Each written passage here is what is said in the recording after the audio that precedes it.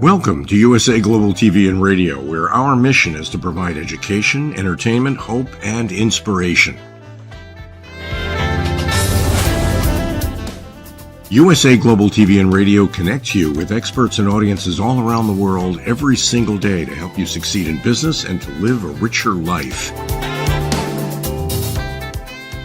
Visit us at usaglobaltv.com to learn about career and life-changing training and mentoring programs like the Listening Mentor.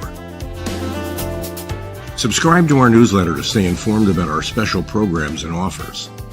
Discover how you can become a guest on one of our shows or a host or producer of a USA Global TV and Radio show of your very own.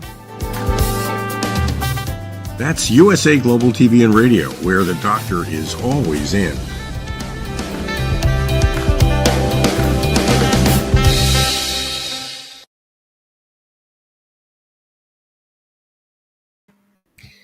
Good evening, good morning, and good afternoon, depending on where you're listening to, and welcome back to another exciting episode of the Resume Whisperer. We spent the past few months bringing in different executives and experts to talk about what it is that is the it factor. So some of our guests called it heart-centric leadership, caring about your people.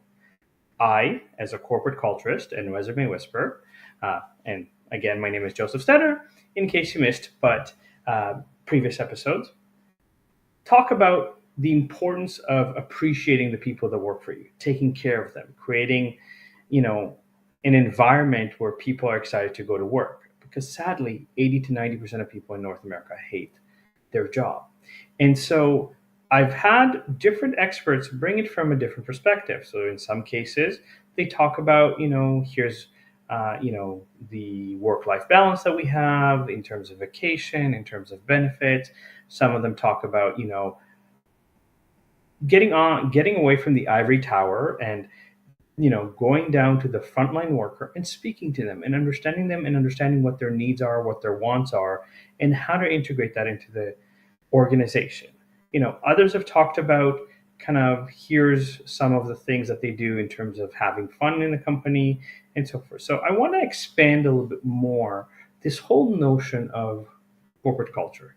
What is corporate culture? So I've kind of set up some slides to help visually for people understand it, but also to kind of explain with examples and stories the different types of culture, because there isn't one, there's actually 8 that an organization, big or small, can apply to. And as long as it's not just talk, but actual action, this is where you get buy-in. This is where you get employee engagement. This is where you minimize turnover. Right now, turnover is costing $1 trillion in the US and in Canada. $1 trillion, not even billion, $1 trillion a year to companies. And if companies don't understand the importance of creating a culture that engages their people, that inspires their people, that excites their people, they're going to continue to lose and lose a lot. So, if we can, let me just see the slides there. So, what is culture? Culture, in essence, is time with leadership. It's an investment in the employee, in their development, in their growth, in understanding who they are, what drives them. It's about being part of the local community.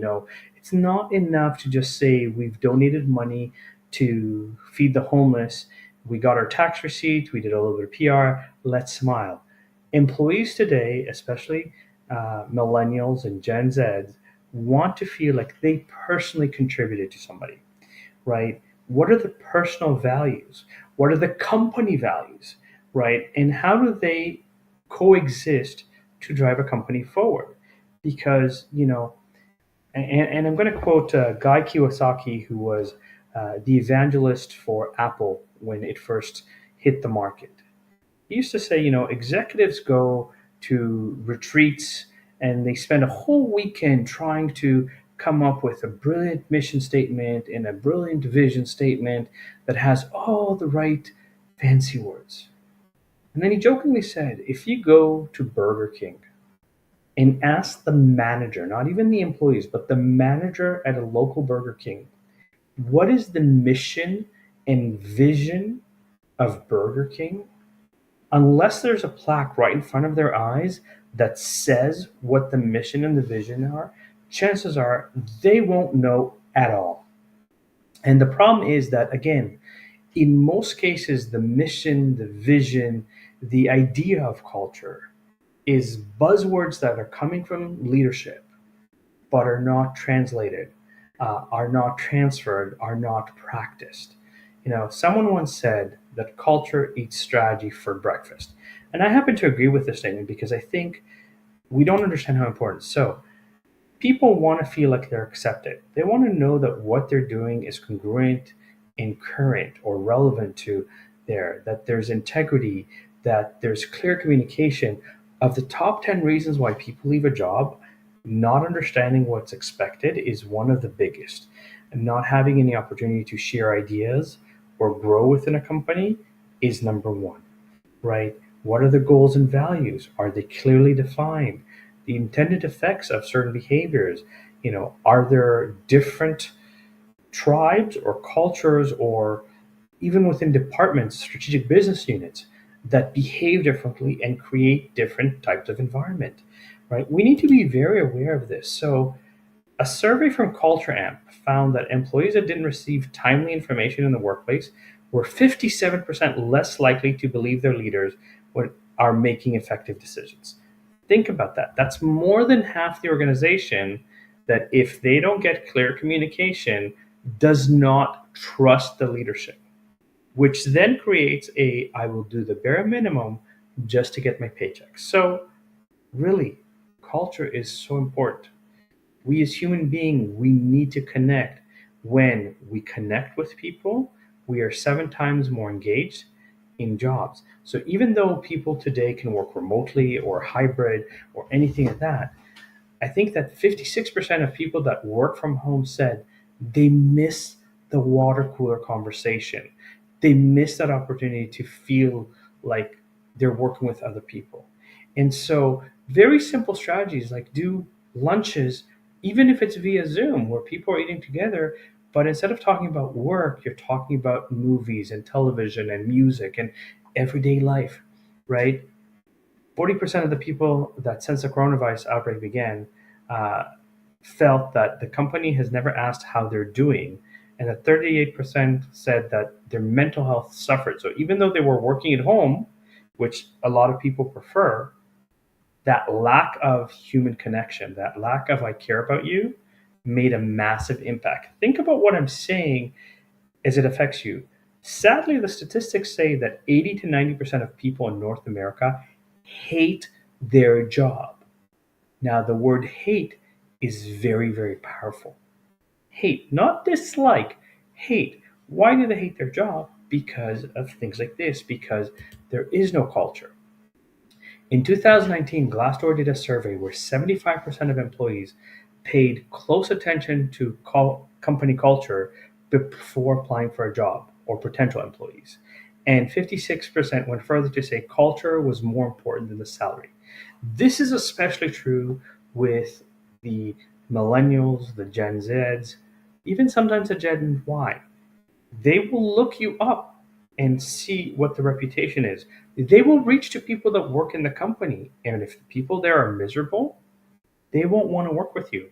And that means that an organization is potentially losing a lot of brilliant talent, a lot of ideas that can help move the company forward. Okay.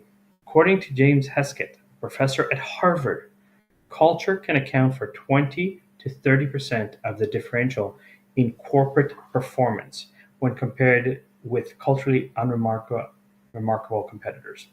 Think about that. 30% of your productivity is culture. So, why is this such an important word? It's not just a buzzword anymore.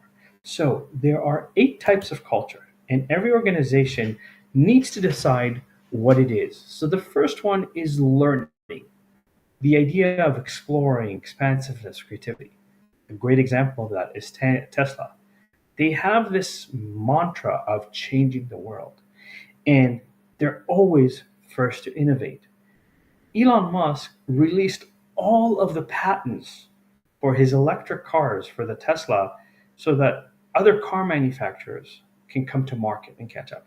And he trusts his engineers so much that even if other car manufacturers make cars that catch up to Tesla or even are better than Tesla, his engineers will learn and come up with even better ideas. Then you have enjoyment, the fun, exciting company. A great example of that is Zappos. If you remember them, I know they were recently bought out, but Zappos, all their commercials were all about silly and having fun and making things more enjoyable. And when you make things more enjoyable, it's more important than making more money, but because everybody's buying into it, you end up making more money anyhow, right? Results, very results oriented, achievement and winning. So GlaxoSmithKline, great example, also known as GSK, focused and clear strategy to modernize, to improve, to produce more, right?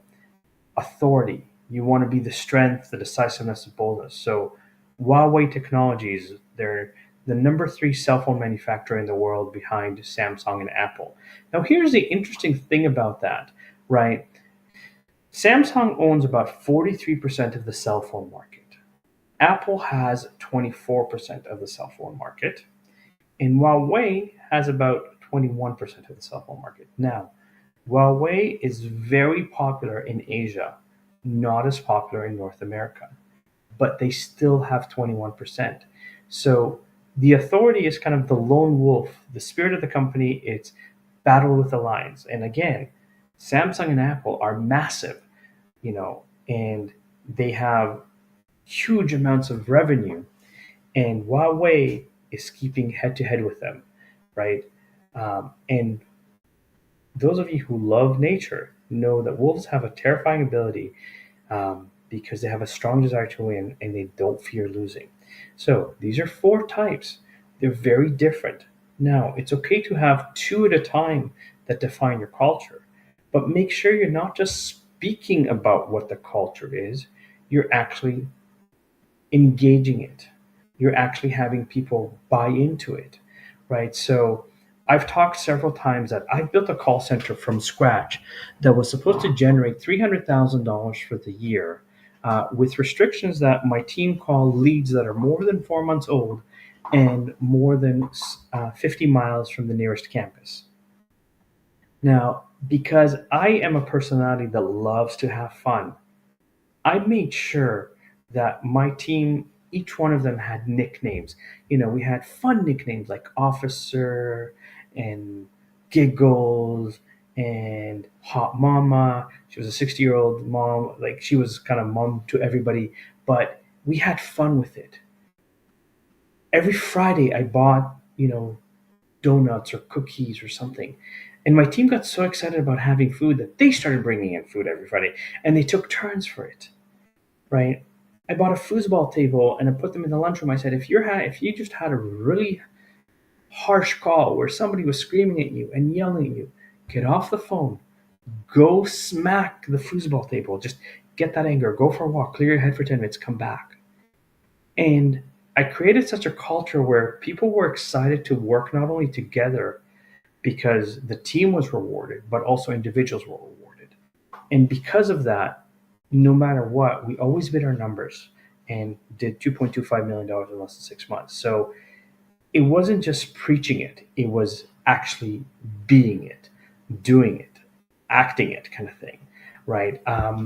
Again, curiosity, learning, and so one of the things that I did every Monday morning, first of all, we celebrated the successes for every single team member. Then I asked my team, what objections did they struggle with? And rather than me as the director coming in and going, you should do this and you should do this, I empowered my team and I said, okay, how did you deal with that objection this week? And I got the team to share their stories, their experiences. And then I, as a director, just kind of put everything together and summarized it. But I made sure that the team was engaged in the conversation. You have no idea how important it is and how empowering it is for people to know that their opinion matters, that they're respected. Now, again, these are only 4 cultures, there's 4 more. So let's continue here. We have safety, planning, caution, and preparedness. So, a good example of that, Lloyd's of London, to protect yourself and understand threats. So, again, banking, insurance, nobody gets insurance because they're looking forward to that day when they have an accident. No one gets house insurance because they're looking forward to that day when their house gets broken into, or God forbid there's a fire or anything like that. You buy insurance because it gives you peace of mind that if God forbid something happens, you can take care of the bills, you can take care of it, right? Order, respect, structure, shared norms. So the Security and Exchange Commission, rule making is key in function. So if you look at organizations that monitor financial industry, that monitor certain designations, that monitor behaviors, right? Order is very important. Then you have relationship and mutual trust. So again, great example, Disney, open and accessible and treat people fairly. So accessible means those that have a physical handicap or limitation can still enjoy the park and still do the majority of the activities, right? But you have to have that embedded in your culture from the get-go. You need to understand that. And then finally, purpose, right? Idealism, altruism. So Whole Foods, great example of that. Great purpose, highly energizing. You want to be healthy, you want to be this. So again, you can have more than one, more than two, you can even have 3 there, but rank them in order. Make sure that you're not just speaking about the ideas of culture, you're actually practicing them.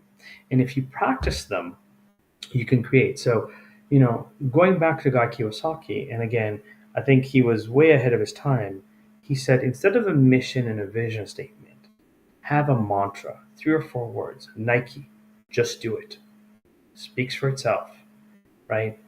So when people buy into this mantra and they see behaviors that matches it, they see the leadership doing and leading by example, they'll follow along. Okay. And, I've been in situations where, companies are so focused on making money that they forget the human factor. One of the worst experiences I had, I was the director of operations for a private college. My father started chemo for his cancer. And because the chemo was very, very strong, he went to like zero immune system and he got pneumonia and he was rushed into the hospital. And understand that at this private college, I was working on average 70 hours a week. I was working 6 days a week, coming in at 8 a.m., leaving at 10 p.m., more or less. I walked into the owner's office and said, my father was rushed to the hospital. I need to go right now. The owner looked at me and said, no, I think you're lying. And I stopped and I looked at her. I'm like, listen, I have one father. I can find another effing job. And I walked out. She thought that it was an excuse for me to leave work early. I was like, I work here 6 days a week, 10 to 14 hours a day. Do you honestly think that my father is about to die is my excuse to leave work early?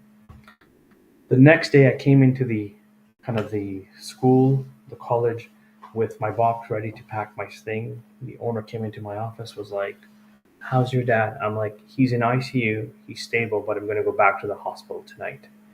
And she looked at me, she was like, you weren't lying. And I looked at her, I'm like, are you for real? Like, do you understand how much I work here, how much I do for this college?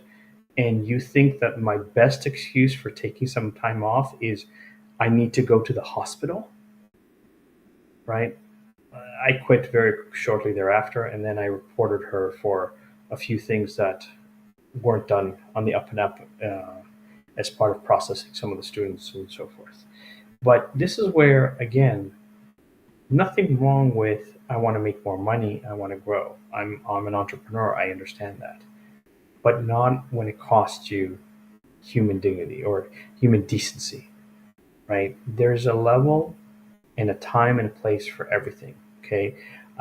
Again, as someone who switched careers 9 times and jobs 18 times, part of the reason I switched careers is because I either got bored, I realized the culture or the environment that I was working at was making me physically, mentally, emotionally ill. It drained me. I worked for an experiential marketing firm that the turnover was 400 to 500% weekly, weekly. And every day, the sales managers, the operations VP yelled at me because I was the manager director of the team that we weren't producing enough people. And when I showed the VP of operations that the sales managers were sending emails to staff at 1:45 a.m. saying, I've switched your work location. If you're not at work at 9 a.m., you're fired. And emails of how much verbal abuse some of these individuals were experiencing, the VP of operation looked at me and goes, sales managers are gods. Do as they say. I'm like, there's only so much I can bleed from a rock. So unless you're willing to, pay for me to travel and be on the ground and speak to people, there's only so much I can do from databases. My team has already gone through 3 databases of resumes to try and find people, so there is there. But I've also worked in environments like companies like Invesco, which had pool tables in the lunchroom and had TVs with multiple PVRs, so that's people that were working later shifts could record some of their shows. They had a gym inside the building, and they gave everybody like 10-15 minute leeway at lunchtime to go work out, to be healthier. They bought ice cream and smiley face balloons and funny stress balls for people on their desk. And again, they're such little things, but they make such a big difference and such a big impact on, wow, this is a great company. This is fun.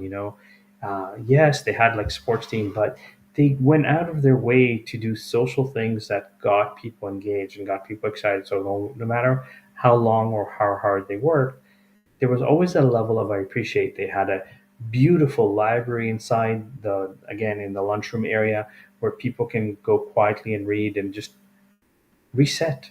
And people need that. And it's amazing how these little things, add up so much. I often speak to executives and say, you know what? Invest $1,000 in a really good coffee machine. Even though people love their Starbucks, the idea that the coffee is free will increase your productivity. You know, send Some of your, like if you have an administrative assistant or executive assistant or personal assistant, send them to the spa, pamper them, pay them their salary while they're there at the spa. Watch how much more productive they are. Watch how much more engaged they are. And again, you don't need Google or Facebook or Microsoft budget to create a great culture. You just need to show that you care. You need to take action that transfers to this is how we are. So even if you go back here to, you know, the results oriented GlaxoSmithKline, everybody that comes in knows that there is a standard of results. There's a standard of expectation. And because it's communicated clearly and it's communicated throughout the organization, people are happy to work there because they know what they're getting themselves into, right? So, again, 8 different cultures, one is not better than the other. It depends on you as a leader or the leadership team as a whole to decide which of these they want to do and to what level they're willing to implement it. And if they were not sure how to implement it, please reach out to me because I can help you with that as a corporate culturist. Okay, so what are things that you can do to improve a company culture? First of all, create routines, establish schedules, right? Small thing goes a long way. Clarify responsibilities and what needs to be accomplished. Prioritize work and work together, communicate plans and schedule. Allow employees to email goals to leadership. Redefine your values and and communicate regularly. Appreciate and recognize effort. I cannot emphasize how important this is. Celebrate what they've achieved, problems they overcame, right? And I will say this and say this. I've been lucky enough that I have great mentors in my life, and because I've changed careers, I've had different experiences. But one of my clients said, and this is kind of very common, as the, let's say, CEO of a company, I should never be the smartest man in the room. My job is to hire geniuses that know what they know and get out of their way and let them deliver the results. So if I am a CEO of a company, I go, here's the strategy, here's the vision. Then I have, let's say, a marketing team. You guys, now that you understand the strategy and the vision, if you don't have any questions, go do what you need to do. Whatever you need from me in support in terms of money, in terms of budget, that's where I come in. But I want to stay out of your way because I respect your genius. You're a salesperson, okay? Here's what you need in sales. Here's how we kind of need to communicate it. Go do you. You're an accountant. You do the numbers. You do the reports. You tell me where things can be improved and how they can be improved. Because when you get out of people's way and you let them shine, it is amazing the results that can be produced.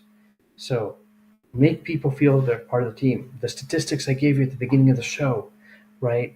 People want to know that they matter. Little things, acknowledge your birthday and anniversary celebrations, because many employees feel invisible, especially as the company becomes more global and larger, right? Regular kudos from colleagues and leadership for accomplishing goals, big or small, right? It is amazing how much a pat on the back, you're doing a great job, keep it up, goes, right? Create a buddy system, support and check in with coworkers and from leadership so that if you have 1 or 2 people that are missing in a department, if you have a buddy system, they know what's going on. They know what needs to be done. They can jump in and help you out, right? Problem solve together, get insights from team members. Again, something that's not done enough, and I refer to this all the time, undercover boss, executives at the end of the show go, oh my God, I should speak to the people that work here. I might get some insights. You think? Yes, talk to your people. The more you talk to them, our guest a couple weeks ago, the HR professional mentioned the importance of talking to the people, not from the ivory tower, but at their level, connecting with them, understanding them, right? So create a community, happy hour, once a week, every week, trivia nights or game night, movie night. Again, even if you're watching a movie with people that are working remotely, it's having an open Zoom where people can chat, people can make comments about the movie. Outdoor events such as barbecues, hikes, send pictures to the people who couldn't participate. share experiences with others, have an internet, not intranet, but an like internal, where people can share experiences and um, personal stories, kids, pets, whatever it is. For some people, their pets are more important than their kids, or equally as important, depending on kind of where you are, right? Regular praise. Such a small thing, but it goes such a long way. I appreciate you. I acknowledge the work or the idea that you have. I accept some of your suggestions. Huge, right? Takes a few minutes. Create a partnership model, right? Virtual team lunches. There's so many ideas that you can do. And again, from a perspective of being intentional, right? So if you're being intentional, buy some company swag, send it out to your teams. Pens, funny stress ball, mouse pads, coffee mugs, t-shirt. Let people feel, even if they're working from home, even if they're hybrid, that they're part of something bigger. You know, the values. It's not just here's our mission and our vision. Again, if you create a mantra, how is it being demonstrated? How are people going, I see my leader doing it, I'm going to do the same, right? I mentioned I built a call center. I bought food for my team. Every week, I bought cookies, or I bought chips, or I bought donuts. And my team saw this and they were like, hey, having food in the office is fun. Why don't we take turns and we'll do a $10 budget? And every week, somebody else brings in something up to $10 worth of food. And all of a sudden, food became part of our culture, right? Organize philanthropic opportunities for employees. Survey the teams on a regular basis. And again, I also do a lot of assessments, both personality and psychometric assessments, that can give you so much insights on your employees. And you can then create customized engagement plans for your employees where you're not spending a lot of money, but you're listening, you're present, and you show that you care. Because again, not everybody's driven by money. Some people love learning. Some people like, you know, the title. Some people want that kind of relationship of, I appreciate you, I acknowledge you, I accept you. I love that you're an employee here. Simple, but super powerful and effective, right? Again, if you have a hybrid culture, remote, use tools like Slack, Asana, Harvest, Trello, or Canva. There's so many options, but don't just send an email. Make sure that you can see people's faces. Make sure that you can have conversation. Make sure that there's check-ins. And this can be done on a department level, on a company level, on a global level, because again, a tool like Slack, there's always somebody there to talk to you. There's always somebody to check in and say hi, right? So what have I talked about? Redefine what your core values are. There's 8 types of culture. Define which 1, 2, or 3 your organization is all about. And how does that show up in day to day? Communicate to staff through a manifesto, a leadership speech, a mantra, right? Understand that the choices you make about your culture and its effect. If you're going to yell and scream at everybody around you, people are afraid not to have a job, so they'll stay there, but they'll be miserable. And if they're miserable, they're going to do the bare minimum, not to get fired, but to keep their job. They're not going to be as productive. They're not going to be as creative to come up with ideas and suggestions. I remember I was speaking to a university professor um, when I did my teacher's college, and he was a business professor, and we were having such a great chat. He looked at me and goes, do you want to come and lecture for my MBA class? And I'd be honored. I'm like, okay, great. When's the class? He's like, in 20 minutes. I'm like, okay, let me go grab my laptop and I'll meet you where, what room, what there. And he told me as a background that the class had been working on a case study where a company was losing a lot of money, and pretty much the majority of the people suggested outsourcing. I was like, okay, that's all I need. And I walked in and I said, I understand you just finished this case study. Show of hands, how many people here said outsource? And majority of 300 students or whatever put up their hand. And then I looked at them and said, okay, then why are you wasting your money on an MBA? And the room went silent. You could hear a pin drop. I said, how many of you, because I said to them, if you think that outsourcing is the only solution, then you're not going to have a job. You're going to be out of a job because your job is elsewhere. It's cheaper. How many of you would be willing to take a 10% pay cut, but keep your job, but ride the rough times? Hands went up. I said, how many of you, between your education, your experience, your knowledge, could probably come up with an idea that makes money? Hands went up. Like, that's exactly the point. When you give people the opportunity to feel safe to share ideas, it is amazing what people come up with, because everybody has a different way of approaching things. At the end of the day, if it produces results, that's all that matters, right? So identify subcultures, different strategic business units, right? So take a look. Is there a lot of turnover in one department over another? Is it the person that's leading the department? Is it the communication style? Is it the values of the department? Have you reviewed as to if that's causing or hurting your company, your reputation, or so forth, right?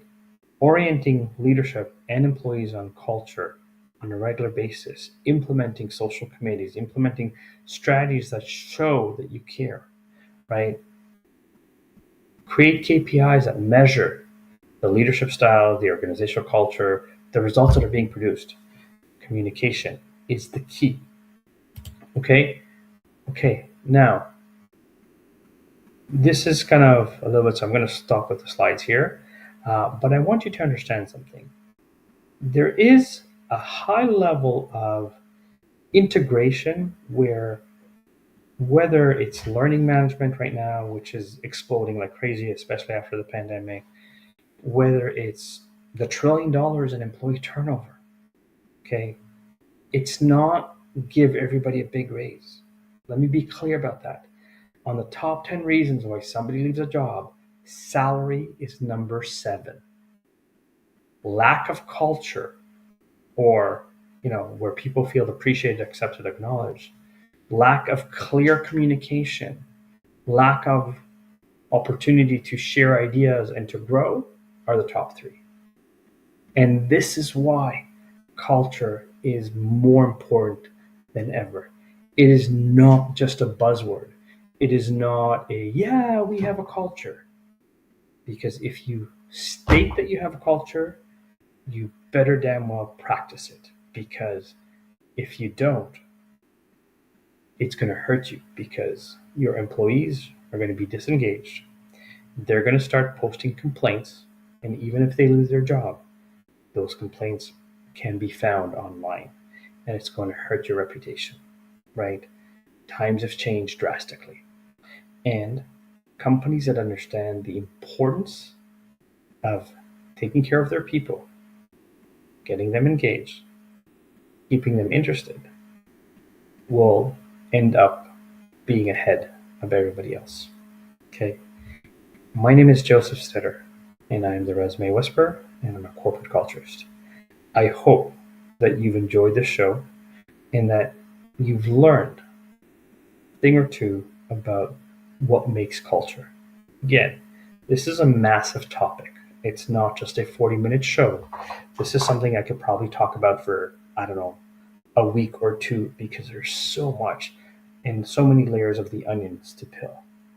But I want you to understand, as a job seeker, you need to understand what you're signing up for, because if all you care about is the money, chances are that they might treat you badly. And culture will increase productivity on the whole.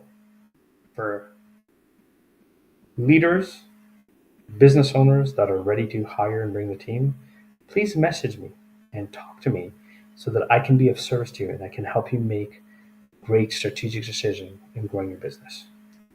Thank you for listening. I hope you have a great night, a great morning, or a great afternoon from wherever you're listening to. That's a show. Have a beautiful and productive day, evening, or afternoon. Thank you.